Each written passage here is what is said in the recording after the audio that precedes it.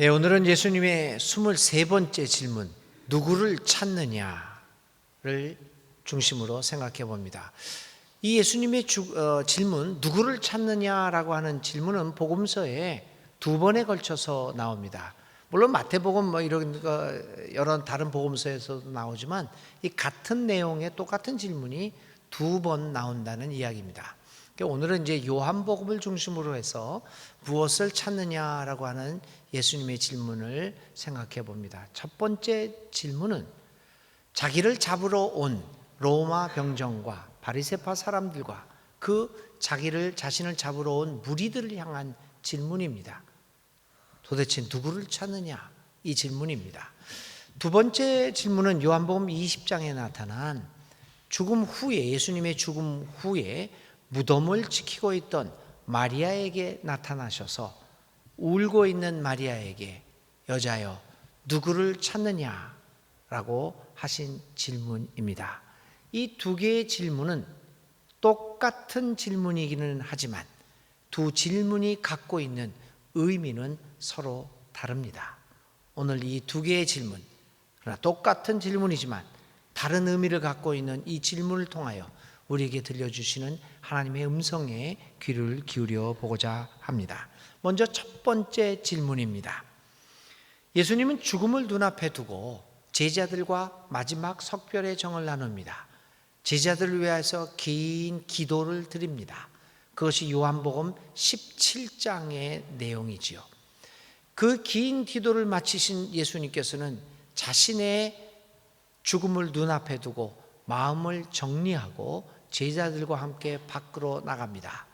그리고 제자들과 함께 산으로 올라갑니다. 자그마한 언덕으로 올라가는데 성경은 그 언덕이 올리브 산이라고 기록하기도 합니다. 그런데 이 언덕에 도착한 지 얼마 되지 않아 예수님의 제자 중에 한 사람이었던 가롯 유다를 앞세운 로마 병정과 또 바리새파 사람들과 제사장들이 보낸 성전 경비병들이 예수님을 체포하기 위하여 몰려옵니다. 그 몰려온 사람들에게 예수님이 질문을 던지는 겁니다. 누구를 찾느냐? 너희들은 누구를 찾아왔느냐? 과연 로마의 군사들, 제사장, 그리고 바리새파 사람들은 자신들이 찾아와서 체포하고 죽이려고 하는 그 예수가 누구인지를 알고 찾아온 것일까요? 그리고 그들이 지금 예수님을 잡아 체포하여 죽이려고 하는 그들의 행동이 무엇을 의미하고 있는지를 그들은 알고 있었을까요? 과연 그들은 누구를 찾아 이 밤에 그 언덕까지 찾아온 것일까요? 사람들이 예수님이 있는 언덕으로 몰려왔습니다. 그런데 그들을 이 장소까지 안내해 온 사람은 다름 아닌 얼마 전까지 예수님과 함께 있고 예수님을 따라가며 살았던 제자 중에 한 사람 가롯 유다였습니다. 유다. 그는 한 줄기 양심은 살아 있었을까요? 그래서 스승 앞에 정면으로 나서지도 못했을 수도 있습니다. 얼굴과 얼굴을 대면할 만한 용기도 없었을지도 모릅니다. 아마 뒷전으로 물러나서 다른 사람들을 앞장 세웠을지도 모릅니다. 유다, 그리고 예수님을 체포하러 온 사람들. 그런데 그 사람들은 유다를 빼놓고는 다른 사람들은 예수님이 어떻게 생긴 것인 것조차 모르고 있습니다. 예수님이 그들 앞에 나타나서 말합니다. 누구를 찾느냐라고 물었는데도 불구하고 그들은 예수를 알아보지 못하고 있습니다. 얼마나 무지한 사람들입니까? 얼마나 그들은 자신들이 하고 있는 일이 무엇인지도 모르고 그렇게 열심을 내고 있는 것입니까? 그들 뿐이겠습니까? 많은 경우 우리들은 내가 하는 일이 진정한 의미가 무엇인지도 모른 채 우리는 거기에 열을 내고 마치 내 목숨이 달려 있는 것처럼 온통 신경을 쓰며 달려갑니다. 이 사람들은 자신이 하는 일이 무엇인지도 모르는 사이에 예수를 잡아가고 예수를 죽입니다. 무슨 짓을 하고 있는지조차 모른 채 말입니다. 저는 이 장면을 서울에 가면 늘 보게 됩니다. 가끔 서울을 가게 되면 광화문과 덕수궁 앞을 늘 일부러도 찾아갑니다. 토요일 날 가지 못하기 때문에 평일 날 한번 가봅니다. 펄럭이는 태극기. 태극기까지도 좋습니다. 우리나라 국기니까요. 태극기를 흔들며 시위를 합니다. 정부에 반대할 수도 있고 찬성할 수도 있습니다. 그런 것들은 다 다양하게 생각들을 가지고 있으니까요. 성조기를 흔들립니다. 그것도 이스라엘 국기도 흔들립니다.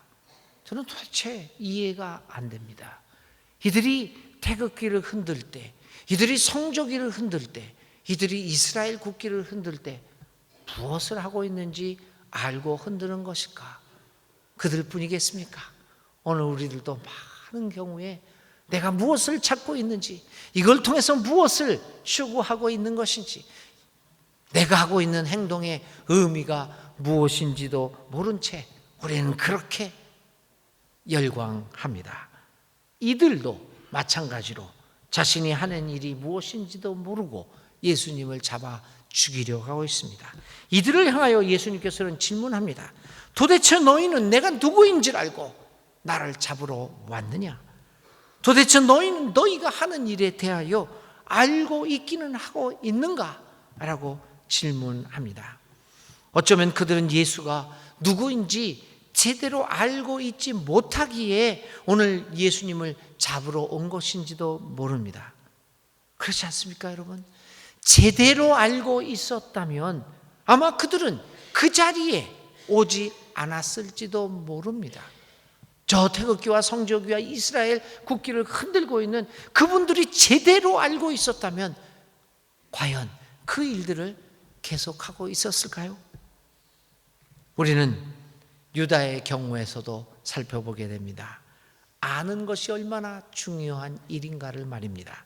예수님이 누구인지 모르기에 우리는 나도 모르는 사이에 예수님을 못 받기 위하여 잡으려고 오는 그 무리에 끼어들곤 합니다.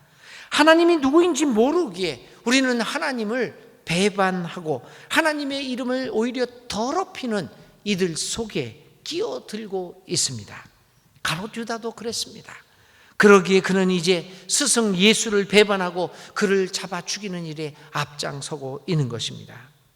제대로 알지 못했기에 그렇습니다.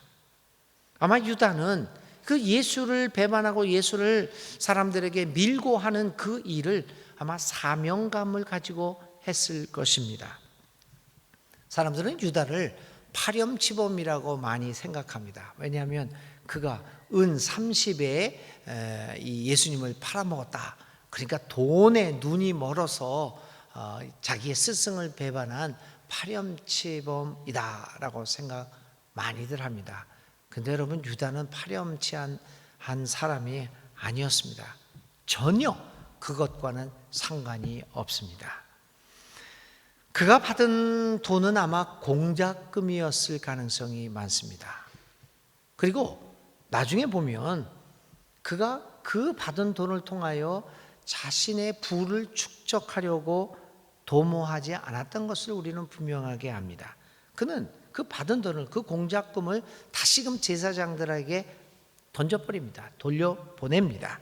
그리고 목을 메어 자살한 것으로 보아서도 우리는 그가 파렴치범이 아닌 확신범인 것을 알 수 있습니다. 그는 확신을 하고 돈에 눈이 팔려서 일을 한 것이 아니라 확신에 잡혀서 그 일을 했습니다. 무엇이 가롯 유다로 하여금 그렇게 확신을 하고 그런 일을, 스승을 배반하고 하나님의 아들을 팔아먹는, 잡아 죽이게 하는 그런 일을 자행하게 만들었을까요?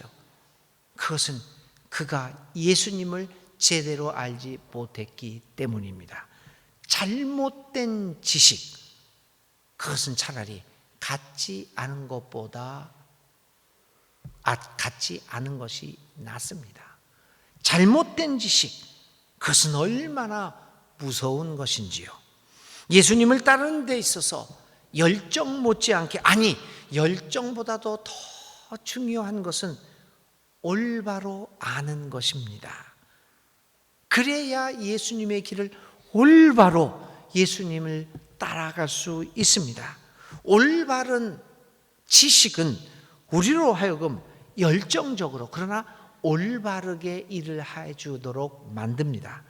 그러므로 열정이, 신앙적인 열정도 그렇고 모든 삶에 있어서의 열정이 올바른 지식에 의해서 조절되고 반성되어지고 성찰되어야 하는 것이 인생의 가장 중요한 원리가 아닐까요? 신앙의 올바른 자세는, 나의 열정적인 신앙이 하나님의 말씀에 의해서, 예수님을 제대로 아는 지식에 의해서 항상 성찰되고 반성되고 반추되어지고 이렇게 조절되어져야 하는 것이 예수님을 따라가고자 하는 예수님의 제자들이 가져야 할 가장 기본적인 삶의 제사입니다. 가롯 유다는 그러지 못했기에 그는 열정적으로 예수님을 잡아 죽이는 어리석은 일을 하게 되었던 것입니다. 제사장과 바리새파 사람들의 경우에도 마찬가지입니다. 그들도 예수님을 알지 못하였습니다. 사실 그들이 유일하게 알고 있는 것은 그 어떤 것도 그들이 가지고 있는 종교적 기득권은 어떤 대가를 치르더라도 수호해야 한다는 사실일 것입니다. 그들은 자신들의 기득권이 침해받게 되는 것을 도저히 받아들일 수 없었습니다. 예수님을 그래서 자신의 기득권을 위협하는 인물로 보았기에 그들은 열심을 내어서 예수님을 잡아 죽이려고 했던 것입니다. 사실 이 바리새파 사람들과 사두개파, 이 당시의 기독교 지도자들, 그 당시의 종교의 지도자들은 나름대로 진리를 수호하려고 했죠. 근데 그들이 수호하려고 하는 진리는 무엇인가 하는 문제를 우리는 제기하지 않을 수 없습니다. 우리 한국 사회도 뭐 보수다 진보다 그런 논쟁들이 많이 있습니다. 특별히 정치계에서 뭐 요즘 정권을 진보 정권이라고 그러는가요? 뭐 좌파 정권, 진보 정권. 우리나라의 정치계에 진보나 보수가 있습니까? 없습니다. 이 정권이 뭐가 진보 정권입니까? 아닙니다. 다 보수 정권입니다. 문제는 보수 정권인데 보수가 좋다 나쁘다의 문제가 아닙니다. 도대체 무엇을 지키려고 하느냐, 여기에 우리는 문제를 제기해야 합니다. 보수라고 하는 사람들은 사실은 인생에 있어서, 삶의 사회에 있어서 기본적인 자기들이 생각하고 있는 어떤 가치들을 지켜내는 것이 보수입니다. 그런데 오늘 우리나라의 정치계의 보수파들은 뭘 하고 있습니까?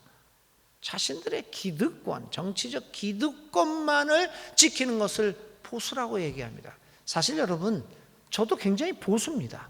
저는 예수님의 십자가와 예수님의 하나님의 나라와 평화와 정의와 생명, 사랑을 지키려고 하는 지극히 보수적인 사람입니다.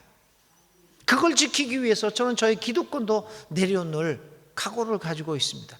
그게 보수입니다. 사람들은 저를 보고 굉장히 진보적인 목사라고 얘기하는데 그렇지 않습니다. 저는 하나님 나라의 진리를 지키기 위한 정말 극보수 중의 보수이기도 합니다. 오늘 얘기하는 보수가 뭡니까? 기득권을, 자신이 국회의원이 되고 자신들이 정권을 잡는다고 하면 남북 통일이 깨지고 남북이 전쟁을 해도 상관없습니다. 우리 2천만 명이 죽고 우리는 2천만 명이 살아남고 북한은 3천만 명이 다 죽고 그래도 상관없습니다. 이게 보수. 이런 일들이 왜 발생합니까? 예수님에 대하여 잘 모르고 있기 때문에 발생하고 있습니다. 그래서 유대교 지도자들은 예수에 대하여 잘 모르고 있기 때문에 오늘 예수를 체포하여 사형에 처하는 일을 사명으로 알고 있었던 것입니다.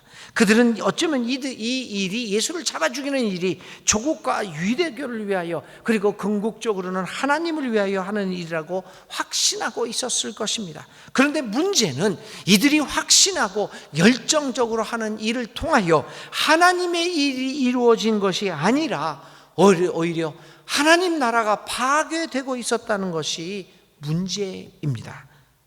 왜 이들이 올바르게 한다고 하면서 그렇게 열정적으로 한다고 하면서 결과적으로는 하나님의 일을 회방 놓고 있는 것일까요? 그것은 한마디로 잘못 알고 있기 때문입니다. 이런 어리석은 사람들을 향하여 예수님은 묻고 계십니다. 너희는 누구를 찾고 있느냐?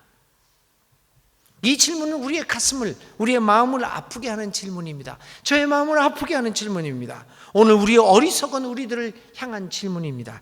예수를 믿는다고 하면서도 잘못 믿고 하나님의 일을 한다고 하면서도 하나님의 나라의 일을 오히려 망치기도 하는 어리석은 우리들을 향한 질문이기 때문에 마음이 아픕니다. 저는 1년을 보내면서 내가 1년 동안 열을 내면서 열정적으로 일을 했던 그것이 과연 하나님의 나라와 의의를 세우는 일이었던가 라고 하는 것들을 반성하지 않을 수 없습니다. 나는 1년 동안 목회를 통하여 도대체 누구를 찾았고 무엇을 찾아 이렇게 살아왔는가? 예수님의 질문 앞에 나의 삶을 돌아보지 않을 수 없습니다. 누구를 찾는 1년의 삶을 살아왔는가?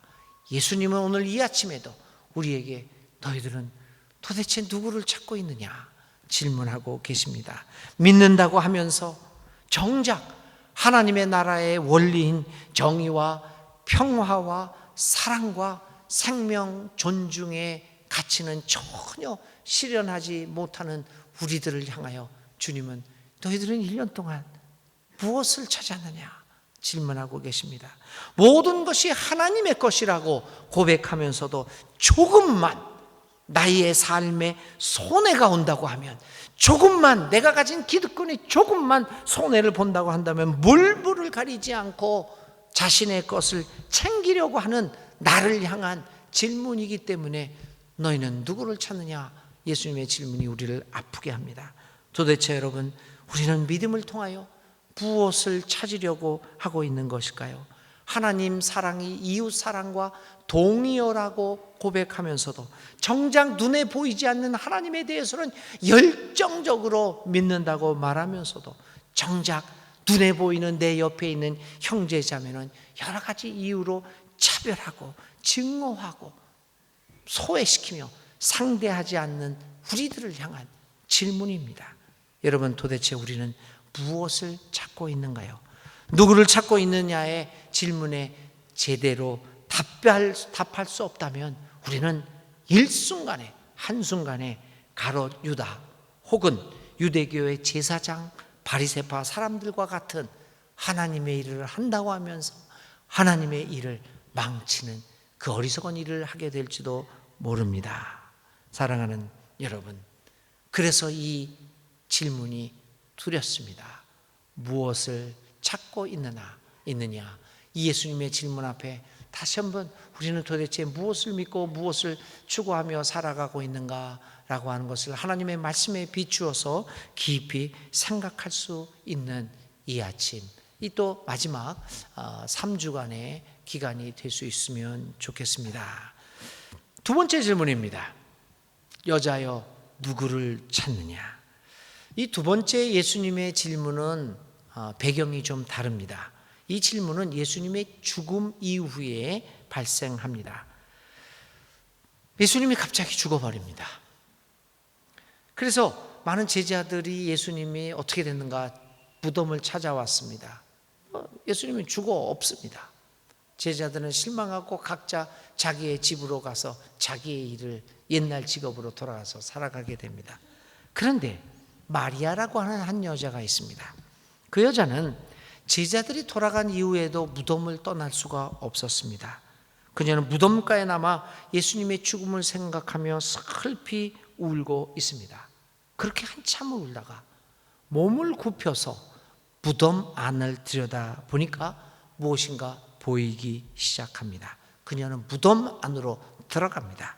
그리고 무덤 안에 있는 사람과 대화를 나누기 시작하는데 그가 바로 부활하신 예수였지만 마리아는 그것을 깨닫지 못합니다.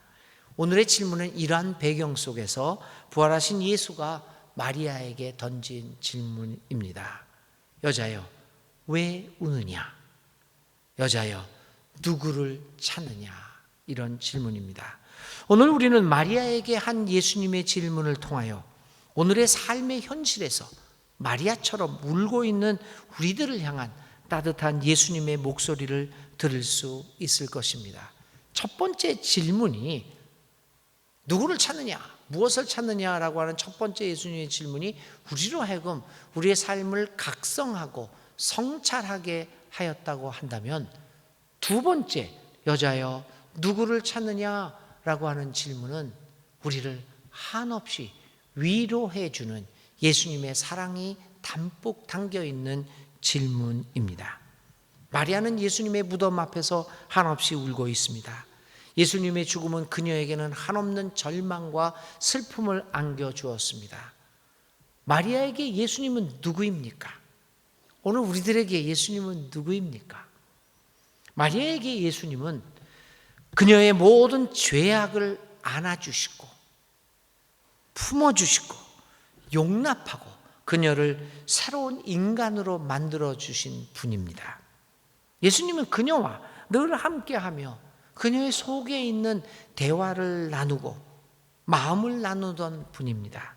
그분은 마리아로 하여금 새로운 하나님의 세계에 눈을 뜨게 만들어 주었고, 그 마리아에게 생명이 얼마나 소중하고 존엄한 것인가를, 인간의 존엄성을 깨우쳐 준 분이십니다. 그런 예수님이 죽었습니다. 그러기에 예수님의 죽음은 그 어느 누구보다도 마리아에게는 절망 그 자체였습니다.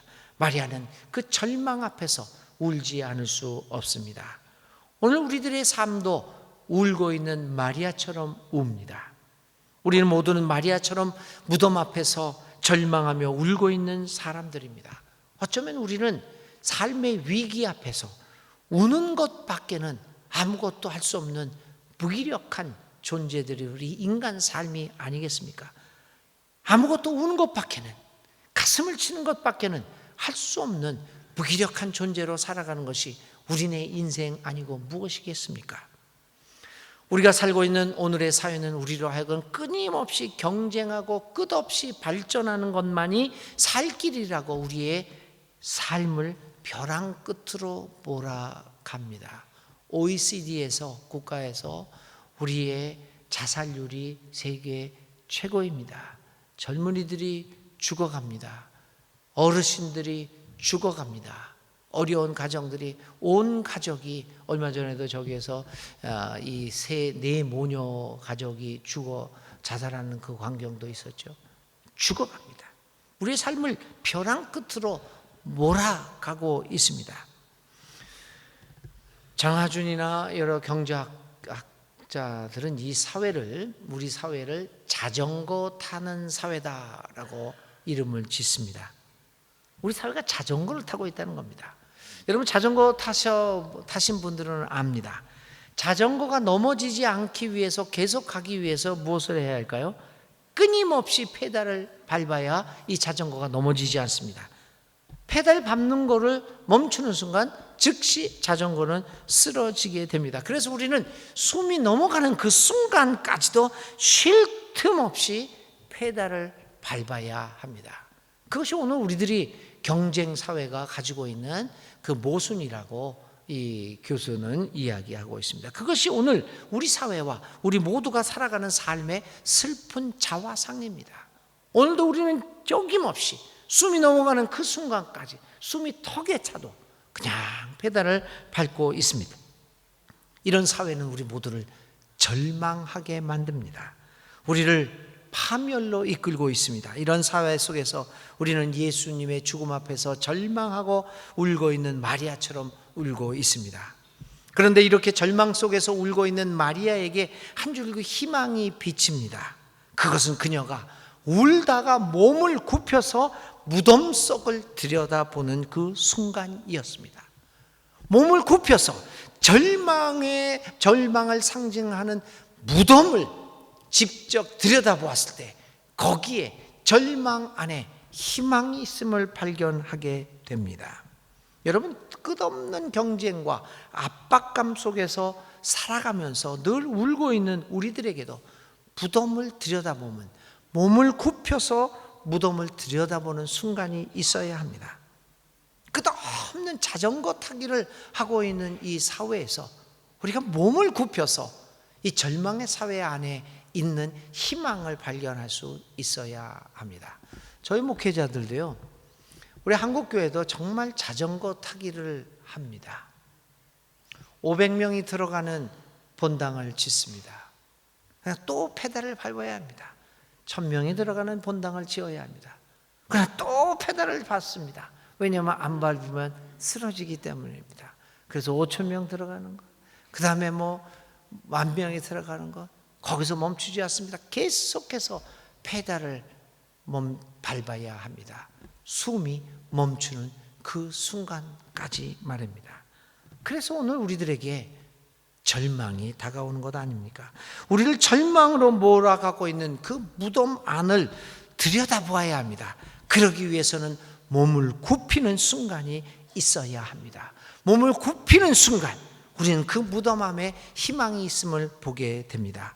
자전거 타기에 대한 잠깐의 멈춤을 행하지 않고서는 결코 안을 들여다볼 수 없을 뿐만 아니라 희망을 보지 못합니다. 잠깐 멈추게 되면, 잠깐 무릎을 굽히게 되면 우리를 울게 하고, 그리고 절망하게 하고, 심지어는 우리를 죽게 만드는 그 모든 것들 안에서 희망을 발견할 수 있습니다. 바로 무덤 안에서, 아니 절망의 한복판에서 예수님을 만날 수 있기 때문입니다. 그분은 우리에게 묻습니다. 우리에게 울고 있는 우리들에게 묻습니다. 어찌하여 울고 있느냐? 여자여, 무엇을 찾고 있느냐? 이 질문은 우리를 책망하거나 우리로 하여금 회개할 것을 찾아라 라고 요구하는 질문이 아닙니다. 오히려 자전거 타기에 힘들어하는, 무엇을 찾는지도 모르고 찾아 나서고 있는 우리를 동정하고 불쌍히 여기는 질문입니다. 여자여, 누구를 찾고 있느냐?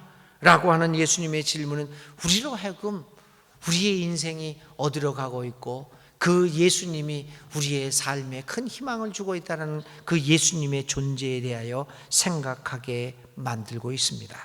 여자여, 무엇을 찾느냐? 라고 하는 질문은 우리로 하여금 예수님께로 다시금 나아가도록 하는 질문입니다. 내가 지금까지 찾고 있었던 페달 밟기를 하고 있었던 것이 얼마나 허무한 것이며 그것이 일시적이요 순간적이요 오히려 우리를 파멸로 만들어가고 있는 것이니, 그러니 나를 찾으라, 내 안에서 희망을 발견할 수 있을 것이다 라고 하는 예수님의 사랑과 동정을 느끼게 만드는 질문입니다.